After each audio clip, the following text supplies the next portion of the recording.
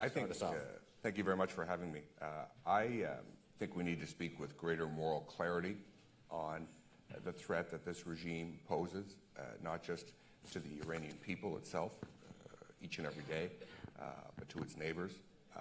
I completely reject the previous U.S. administration's leadership trying to engage and appease at all cost. I think that sends a terrible message to the people of Iran. I think if you look at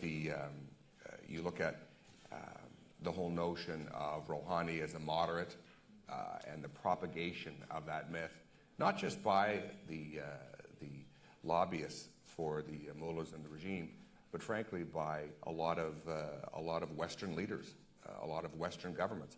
I can remember being in the Canadian Parliament and getting a question from the Liberal Party in opposition saying, weren't we going to work with the newly elected government in Iran? And I said it was illegitimate, and they were aghast. And I said, well, how could any presidential election be legitimate when, number one, 51% of the population weren't even allowed to stand for election, let alone having to be endorsed by a panel of the mullahs to even stand as a candidate.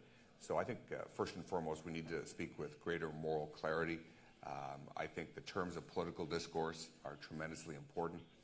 And one final opening comment is I've seen in the last 5 years, 6 years, so many people who I admire and respect literally pushing people aside to try to embrace Rouhani when he first visited the UN as president, or the number of, again, people who I respect and admire,